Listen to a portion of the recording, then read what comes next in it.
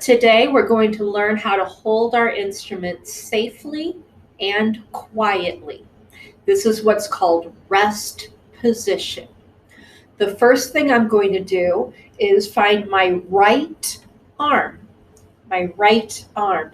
Now, when I'm looking at you on the video and in the classroom, things will look kind of opposite. But if I turn around here, you can see this is my right side. I'm going to take the back of my instrument, the nice flat back, and put it against my right side. And then I'm going to lower my right arm and just gently hug the instrument to my side.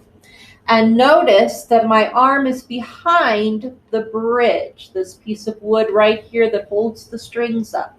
We want to be very careful with the bridge. Don't smush it. So make sure that your elbow is behind the bridge and your arm just comes up and gently hugs the instrument against your right side. And this is how we hold our instrument in rest position. When you are seated, you do rest position the same way with your instrument tucked under your right arm. And you can be relaxed in your chair. You can be leaning back. You don't have to have perfect posture. This is for when we are not playing, when you're getting ready for rehearsal to start, when you're listening to the conductor, whenever you need to safely and quietly hold your instrument. This is rest position. Then, when it is time to play, we're going to change to what we call ready position. When the teacher says ready position, the first thing you should do is move to your very best sitting posture. Scoot to the front of your chair, feet flat on the floor, head up high, back straight, sitting up as tall as you can.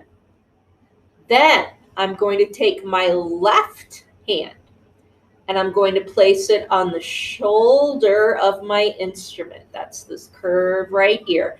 The shoulder of my violin under the neck. I'm going to wrap my fingers around the front and my thumb on the back.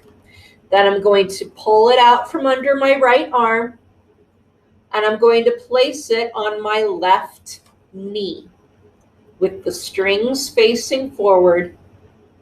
I'm sitting with my very best posture, instrument ready on my left knee. This is ready position.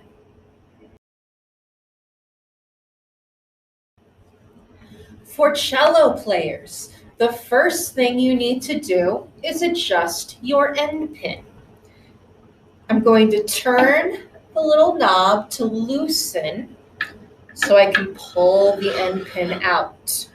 Start by just pulling it out a few inches and then turn the knob the other way to the right to tighten so that the end pin doesn't just slide back in.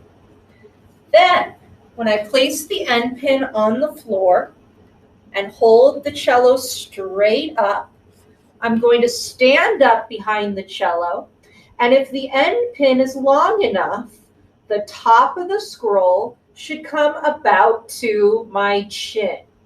So I could use another inch or two of end pin. So I'm going to loosen that knob again, slide it out just a little farther, and tighten. Try again. That's perfect. Now I'm going to sit down, and the end pin goes out in front, and the cello leans back against my chest and in between my knees. The tuning pegs right here should go right behind my left ear. The neck and the scroll of the cello are going over my left shoulder. And I'm just holding the cello. It's leaning against me. It's balancing. I really don't have to do much of anything to hold it up. I can give my cello a nice hug. Hug your cello. Love your cello. And this is rest position for the cello. When you are ready to play your cello, then we go from rest position to ready position. And for ready position, the first thing you're going to do is scoot to the front of your chair and sit with your very best posture. Feet flat on the floor, nice and wide apart to make room for your cello. Sitting up, tall and straight, and then cello leaning back against your tummy, neck and scroll over your left shoulder, tuning pegs right behind your left ear. And now I am ready to play my cello. For playing the bass, the first thing you need to do is to bring out the end pin. So here at the bottom of the instrument, I'm going to turn the knob to loosen, and I pull out the end pin a few inches,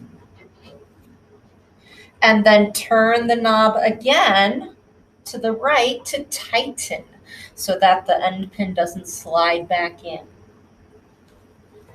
Then I'm going to gently stand the bass up,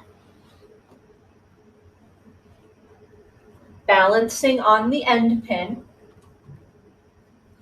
And if the bass is at the right height, the bottom of the scroll, right here, this first tuning mechanism, should be at about the top of my head. So this is still a little short for me. So I'm going to lean the bass back over, lay it on its side, and once again, I'm going to loosen the knob for the end pin, pull it out a little farther, tighten it again,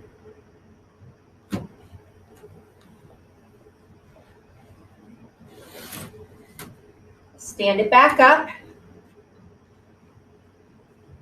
and now that first tuning knob is about at the top of my head. So that is the right height for me for the bass.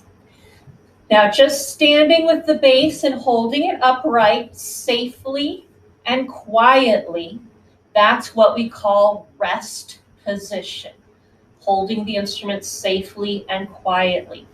If you know that you are going to have a long time to wait before playing again, then you may set the bass down on its side, like we did for the end pin,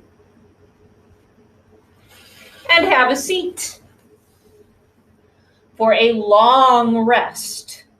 If we are not playing yet, this can be your rest position for bass. Then, when it is time to get ready, we need to get into ready position. So for basses, we have to stand up, gently lean the bass up, balancing on the end pin, and I'm going to stand with my very best posture, standing up straight, my feet at least as wide apart as my shoulders, so that I have a nice balanced posture. I'm standing up tall, and I'm going to lean the bass against my left leg, so that my left leg goes behind the back of the bass.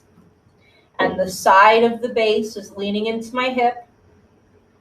And this way I'll be able to reach down with my right arm. You should be able to touch the string below the end of the fingerboard. So here's the end of the fingerboard. I should be able to reach below there with my right hand. And this is ready position for the bass.